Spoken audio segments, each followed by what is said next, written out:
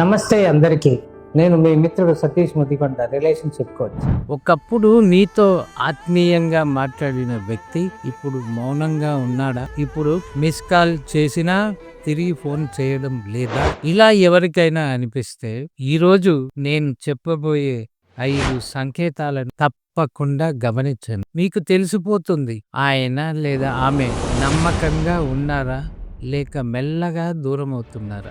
మాట్లాడే పదాలు మారిపోవడం, నువ్వు లేకపోతే నేనే లేను, ఇది ఇంతకు ముందు పదం, ఇప్పుడు ఒకసారి ఓకే అను చెప్పు అంతే. పదజాలంలో ప్రేమకు పొరపాట్లు, కోపం, అలజడి ఎక్కువైతే మనసు దూరం అవుతుంది. సమయం ఇవ్వకపోవడం, బిజీగా ఉన్న, ఫోన్లో ఛార్జ్ లేదు, మీటింగ్ ఉంది, ఇవి ఒకసారి 2 సార్లు అయితే నార్మల్, కానీ ప్రతిరోజు అదే అయితే అది నిర్లక్ష్యం కాదు, వ్యతిరేక సంకేతం. మీరు సంతోషంగా ఉన్నప్పుడు స్పందించకపోవడం, మీరు ఈరోజు నాకు ప్రమోషన్ వచ్చింది అని చెప్పినప్పుడు వాళ్ళు అవునా బాగుంది అనేంతకంటే ఎక్కువ ఎగ్జైట్ కావాలి. అవ్వకపోతే ప్రేమలో ఉండే ఆనంద భాగస్వామ్యం లేకపోయిందని అర్థం. ఇతరులతో పోలికలు ఇవ్వడం, అమరావతి, ప్రియా, గోల్డెన్ గర్ల్, ఆమెలా చూడు, నాకు తారక్ లాంటి అబ్బాయిలు నచ్చుతారు, ఇలా ఇతరుల గురించి గుర్తు చేసేలా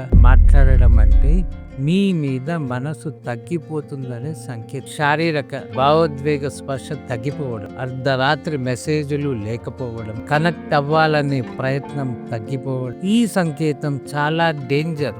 ఇది గుర్తించి వెంటనే స్పందించాలి. ఈ 5 సంకేతాలు మీ జీవితంలో ఉన్నాయా? అయితే ఆ వ్యక్తితో ఓపెన్ గా మాట్లాడండి. మౌనం, అవమానాలు సంబంధాలను చంపేస్తాయి.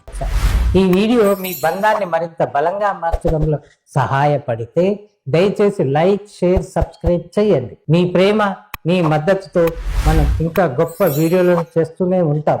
ఇంకో ఇంట్రెస్టింగ్ టాపిక్తో మీ ముందుకు వస్తాను. అంతవరకు హ్యాపీ రిలేషన్షిప్ లైఫ్.